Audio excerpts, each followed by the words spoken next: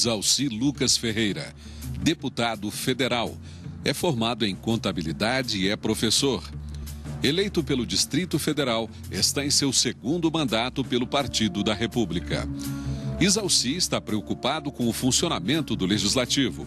O deputado quer acabar com o privilégio que permite parlamentares eleitos se licenciarem para assumir cargos no Executivo. Para isso, será preciso mudar a Constituição Federal. Sua proposta de emenda à Constituição é conhecida como PEC da renúncia. Forçar a renúncia do deputado eleito para que ele assuma outra função no Executivo não é contrariar a vontade do eleitor que votou e elegeu seu representante? Eis a questão. Deputado Isalci, seu projeto não contraria um princípio de que o parlamentar eleito está representando o povo e pode servir ao povo tanto no Legislativo como no Executivo? Bem, é evidente que olhando o foco do eleitor, quando o parlamentar é eleito é para exercer o cargo, né, no Legislativo. A saída para o Executivo contraria exatamente aquilo que o eleitor delegou a ele para fazer. Então eu tive essa experiência, inclusive, eu fui secretário, me afastei da Câmara Legislativa quando deputado distrital e era muito cobrado pelos eleitores. Mas tem outros motivos, né, com relação a isso. Eu acho que isso enfraquece o Poder Legislativo. Evidente que o Poder Executivo trabalhar com suplentes é muito melhor, porque estão sujeitos a perderem o cargo a qualquer momento e toda votação importante para o Executivo, se o suplente não atender o pedido do Executivo, ele convoca imediatamente o titular, então isso acaba enfraquecendo o Poder Legislativo. E eu vou instalar agora, nos próximos dias, a Frente Parlamentar pelo fortalecimento do Legislativo. E esse é um dos projetos que eu acho que fortalece e dá uma autonomia maior para o Legislativo. O Eis a Questão trouxe alguns convidados e a primeira pergunta é do ex-ministro do Tribunal Superior Eleitoral, Eduardo Alckmin. Meus cumprimentos ao deputado, aos participantes do programa. Minha questão é a seguinte: estamos numa partidocracia. O nosso sistema eleitoral pressupõe partidos fortes e os partidos devem exercer ou a situação, o governo, ou se colocar na oposição. Para melhor funcionamento político do Poder Executivo, não é conveniente que se continue na linha de tantas constituições brasileiras, no sentido de permitir que os parlamentares, sejam do Senado, sejam da Câmara, venham contribuir na condução dos negócios públicos, ocupando postos de comando, como os ministérios de Estado? Eu acho que há uma diferença muito forte em relação ao Legislativo e ao Executivo. Acho que o Brasil perde muito, inclusive, com a falta de técnicos no Executivo. A presença do político é importante, mas muitas vezes, principalmente no Brasil, o que ocorre hoje é que os partidos não têm ideologia, praticamente, você pega hoje os estatutos, são praticamente iguais, e quase todos os partidos que, ora, na eleição estavam na oposição, imediatamente após a eleição, eles são, exatamente em função de ofertas de cargos e outras vantagens, são arrebanhados para o Executivo. Então, a distorção, o papel fiscalizador do Executivo, do Legislativo, acaba ficando um pouco comprometido na medida em que o Legislativo presente no Executivo acaba criando uma relação que eu acho que prejudica essa autonomia. E acho que é importante separar bem. Eu acho que a pessoa que quer participar do Executivo deve se candidatar aos cargos do Executivo, para prefeito, governador, presidente. Mas quem recebe do eleitorado o voto para representá-lo no Congresso ou nas assembleias, eu acho que deve cumprir isso lá. Cumprindo não só legislando, mas principalmente hoje fiscalizando o Executivo. Eu acho que há uma falha muito grande hoje no sistema, que praticamente o Legislativo não fiscaliza o Executivo. Deputado Isalci, quando o senhor defende que o parlamentar renuncie à vaga para assumir cargo no Executivo, não passa a impressão de que está sendo criada outra vaga no Legislativo para o suplente? Não aumenta assim a influência do partido no governo? De fato. Agora, evidente que o suplente vai ter muito mais autonomia, que hoje praticamente não tem nenhum. Eu, quando fui na gestão anterior, fiquei como suplente aqui na Câmara Federal. E o governador me pediu que eu assumisse aqui a cadeira na Câmara Federal. Eu recusei exatamente porque já fui deputado distrital e vi o quanto foi prejudicial essas saídas, né, dos deputados para exercer cargo no Executivo. O Executivo praticamente domina o Legislativo. O Legislativo fica, de fato, comprometido com o Executivo e isso enfraquece muito a questão da fiscalização. Então, por isso que eu estou defendendo, em função da experiência que tive e também da cobrança dos eleitores que muitas vezes me cobravam. Olha, nós te elegemos para ser deputado e queremos você representando a gente na Câmara, né? Então, esse foi um dos fundamentos e talvez o que me levou a apresentar essa PEC. E também para fortalecer o Legislativo. Por isso que nós criamos a Frente pelo Fortalecimento do Legislativo. Nós trouxemos também para participar do Eis a Questão o cientista político da Universidade Católica de Brasília, Emerson Mazzulo, especialista em regulação de políticas públicas.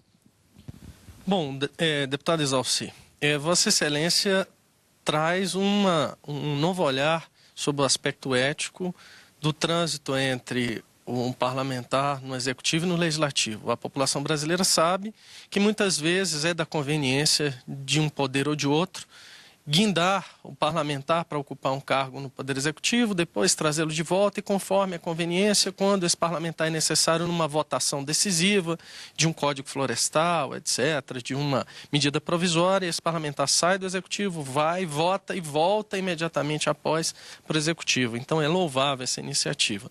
Mas o senhor não acha, Vossa Excelência não acha que algumas questões tão importantes e mais importantes do que essa, como a questão do voto distrital misto, da lista aberta, da lista fechada, do financiamento de campanha, cláusula de barreira, ou seja, como já foi dito, o brasileiro vota na figura do político. Então nós vivemos uma fulanização da política brasileira, vota-se no indivíduo.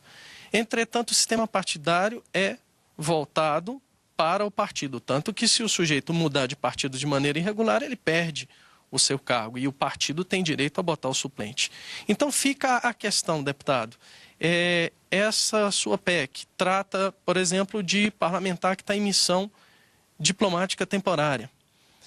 Será que não haveria necessidade de um ajuste, excluindo esse parlamentar que eventualmente está participando de uma missão de Estado, é uma missão temporária? E dentro dessa mesma indagação, será que este tema não deveria ser discutido dentro da própria reforma política, que está estacionada em face do processo eleitoral?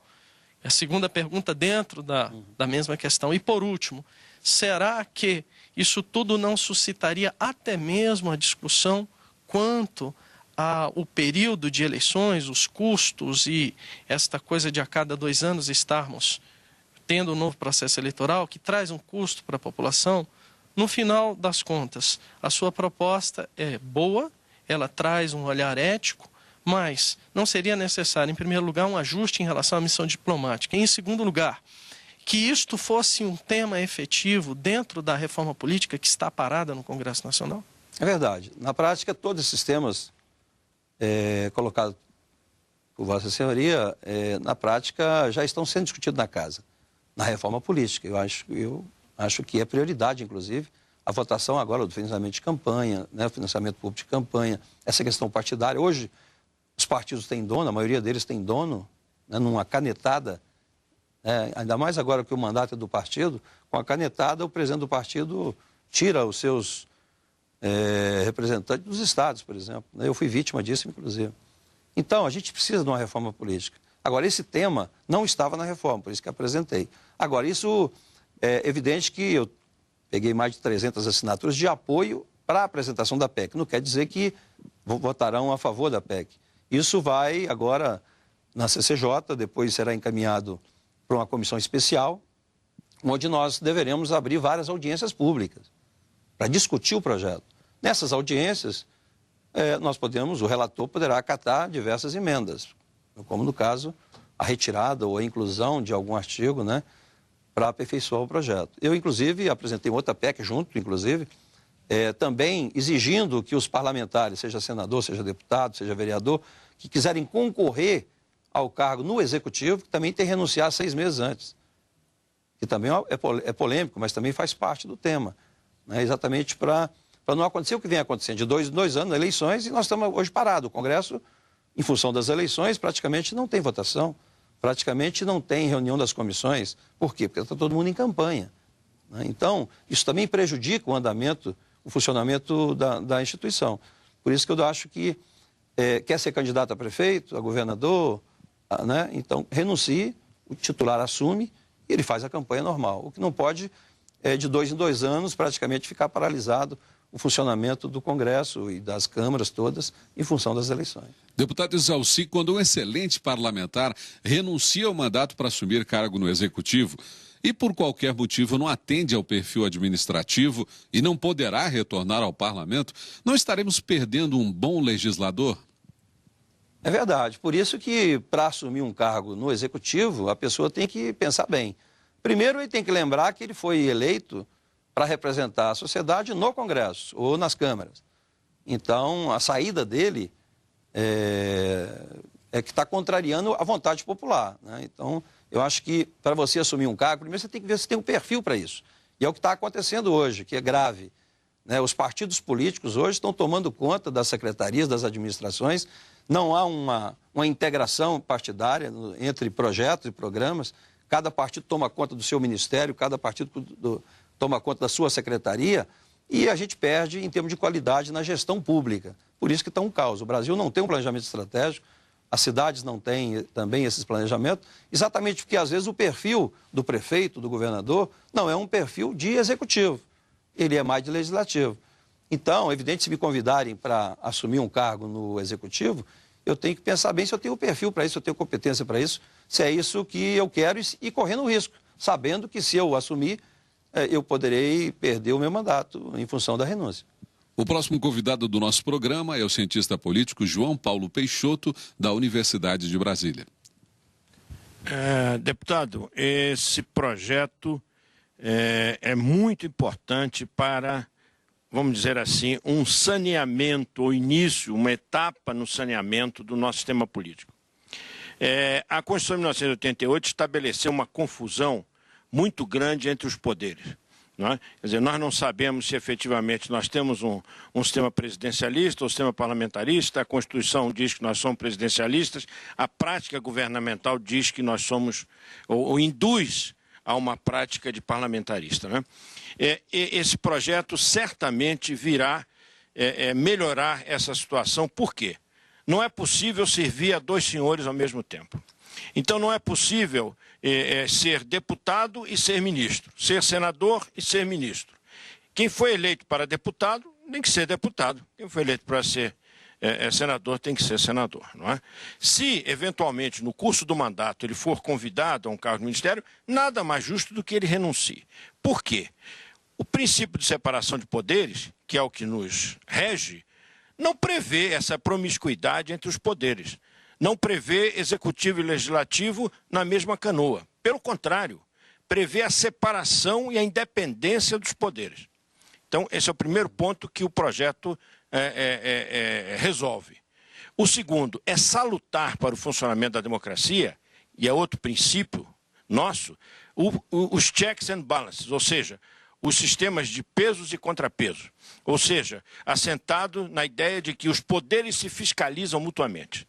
Se nós temos um parlamentar que pode estar no Executivo e amanhã voltar para o Legislativo, esse princípio já está, no mínimo, capenga. Então, eu acredito que isso é uma medida importante. E por essas razões todas, por ser tão importante, não é que eu pergunto, o senhor tem convicção, não é, de que esse projeto será aprovado, uma vez que ele contraria interesses dos seus colegas, deputados e também dos senadores? Será que ele não sofrerá os mesmos processos de demora, de atraso que outros pontos da reforma política têm sofrido? Bem, em primeiro lugar, eu concordo plenamente e digo até, o próprio eleitor hoje não tem essa dificuldade de separação, né, na hora de votar, o papel do Executivo e o papel do Legislativo, porque se confunde muito hoje, porque ao mesmo tempo em que o parlamentar está no Executivo, ele volta para o Legislativo e pode, inclusive, fiscalizar o próprio Executivo onde ele fez parte. Então, isso compromete de fato. Agora, é evidente que não é fácil, aqui nessa casa, aprovar uma PEC dessa natureza. É evidente que haverá algumas resistências, até porque isso contraria diversos interesses, né, do próprio Executivo. Infelizmente, o Executivo ainda comanda muito o Legislativo. Por isso é que nós temos que fortalecer essa frente, trabalhar a questão das emendas impositivas, alguns detalhes que nós estamos trabalhando para fortalecer, de fato, o Legislativo. Agora, eu pretendo, evidentemente, após a criação da comissão, fazer um trabalho forte nos partidos, porque os partidos têm que indicar os membros da comissão e normalmente atrasam muito em função disso. Os partidos não se interessam, até se tiver interesse contrariado, de não indicar seus membros. Mas após a indicação, a ideia é a gente trabalhar audiências públicas e levar essa discussão para a sociedade. Como fizemos agora recentemente com o PNE. Apesar da resistência toda de aprovação dos 10% do PIB para a educação, nós fomos para a rua, né, trouxemos a sociedade civil organizada para casa e conseguimos vencer. Né? O governo agora, inclusive, apresentou um recurso para o plenário, nós conseguimos convencer os deputados a retirar as assinaturas e agora seguiu para o Senado. Então, queremos fazer da mesma forma. Eu acho que é um projeto importante para separar os poderes. Hoje, no Brasil, as coisas estão muito confusas. Inclusive, o próprio Supremo legislando pela omissão da Casa. Vários assuntos que a Casa teria que ter feito, não fizeram o dever de casa, então o Supremo está fazendo. Então, por isso que eu acho que o Legislativo precisa se fortalecer e um dos aspectos é esse, é se livrar um pouco dessa dependência do Executivo. Mais uma pergunta do ministro Eduardo Alckmin. Deputado, quero parabenizá-lo. A iniciativa, é claro, é muito instigante, até eu diria, porque rompe com uma tradição da nossa política. Mas se o propósito é fortalecer o Legislativo, será que outras medidas, talvez mais urgentes, não deveriam ser pensadas? Porque hoje nós temos aí uma atrofia do Poder Executivo. O senhor mesmo acaba de dizer, com toda a razão, que o Executivo comanda o Legislativo.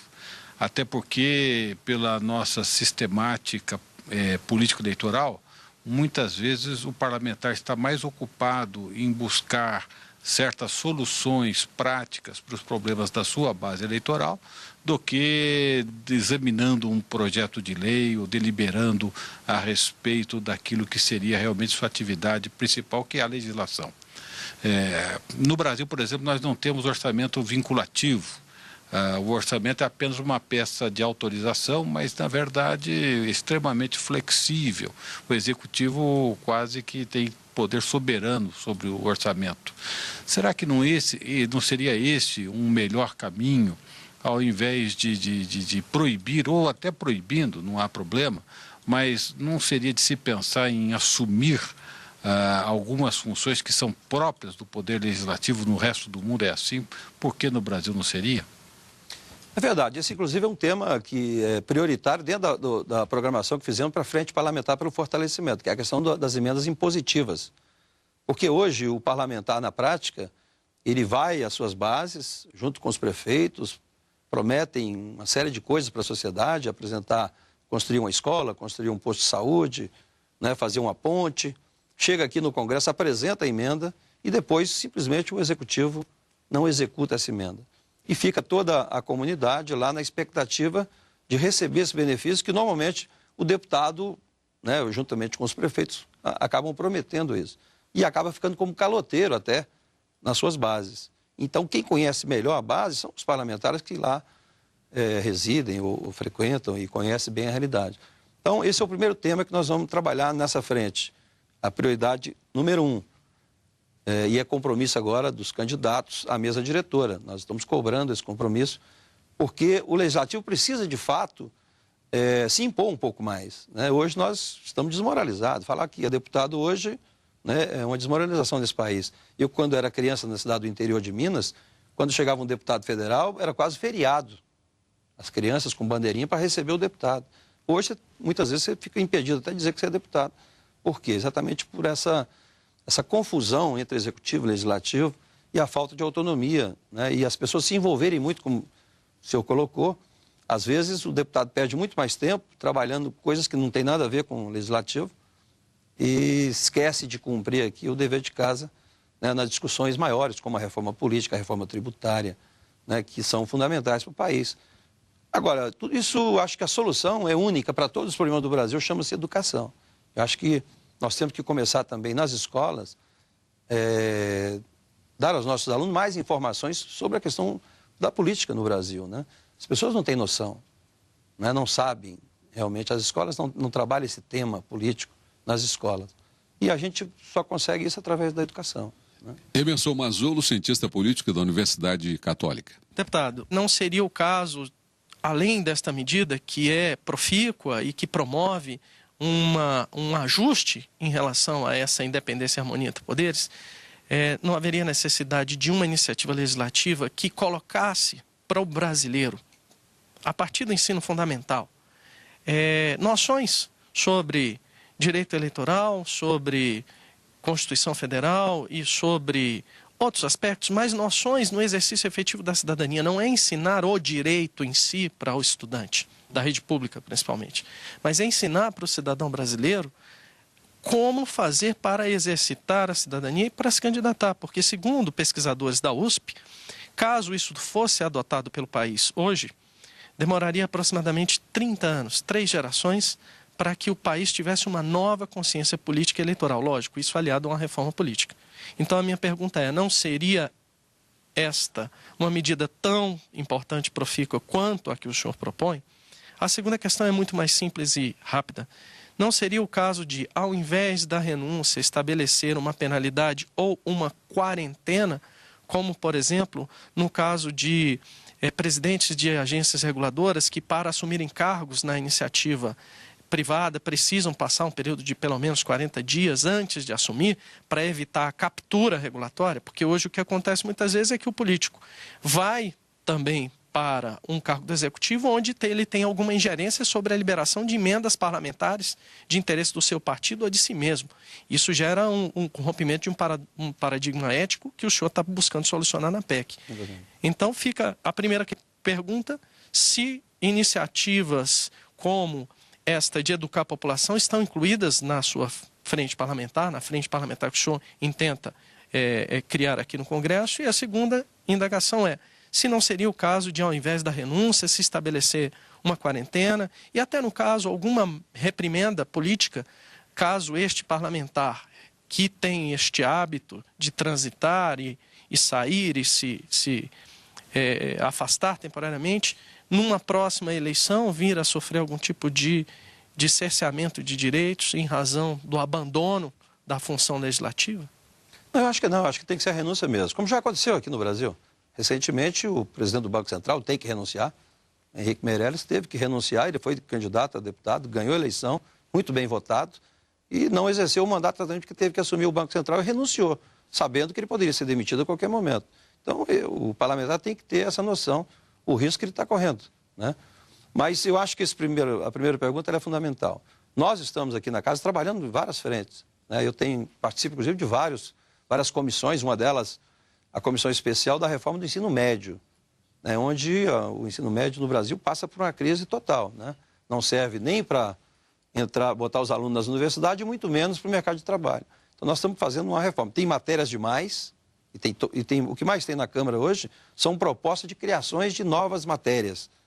Mas o que nós temos que fazer, esse tipo de matéria, como matemática financeira ou até administração financeira, constitucional, essas matérias eleitoral, elas têm que ser dadas no transversal, né? Dentro das próprias matérias comuns, você introduz esse material no português ou em outra matéria.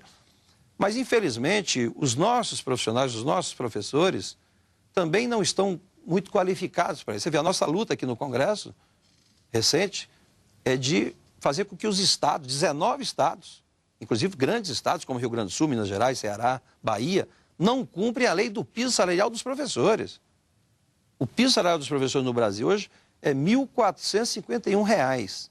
Como você vai exigir deste professor que ganha R$ 1.451 e que muitos estados não cumprem, né, esse tipo de qualificação? Como é que você vai exigir de um professor que ganha R$ 1.451 de lecionar matemática ou português e, ao mesmo tempo, ainda mostrar noções de Constituição, de matemática financeira, administração financeira, etc. João Paulo Peixoto, por favor, da Universidade de Brasília.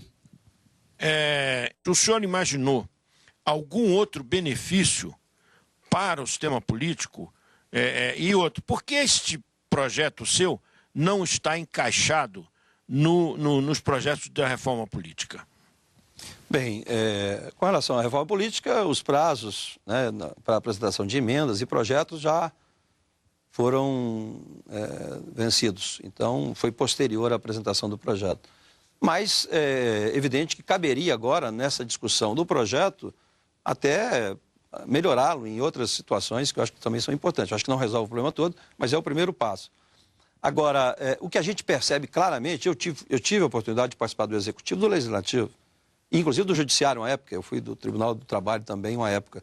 Então, a gente conhece e a experiência, né, nos ensina muito. E eu vejo, por exemplo, é muito comum aqui, principalmente nas câmaras legislativas, vai se instalar uma CPI, que é um instrumento normal da Constituição, um instrumento normal de fiscalização, imediatamente busca os suplentes para assumirem. E se eles não assumirem, votarem contra a CPI, chama o titular e imediatamente a coisa resolve dessa forma. É uma necessidade total esse vínculo. Por isso que eu acho que o principal desse projeto é exatamente separar os poderes, né? Legislativo, executivo. E a gente fiscalizar um pouco mais, porque o que o executivo precisa hoje mesmo são muito a ver com a fiscalização.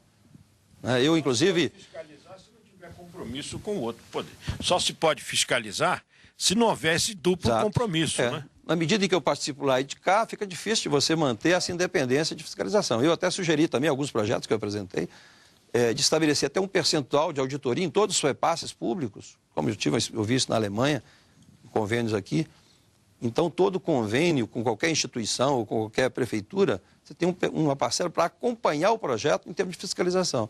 Então, são medidas, e esse projeto, eu tenho certeza que melhoraria muito a questão da fiscalização, que hoje praticamente não existe. É difícil você aprovar qualquer requerimento nessa casa no sentido de fiscalizar alguma coisa. A proposta de emenda constitucional que obriga a renúncia de parlamentar federal, estadual e municipal, caso ele assuma cargo no Executivo, está tramitando em conjunto com outra proposta na Comissão de Constituição e Justiça para depois ser criada a comissão especial. Para ser aprovada em plenário, serão necessários 2 turnos de votação na Câmara e no Senado Federal. O programa Eis a Questão termina agora. Semana que vem, mais um debate sobre projetos de lei em tramitação na Câmara dos Deputados. Até lá.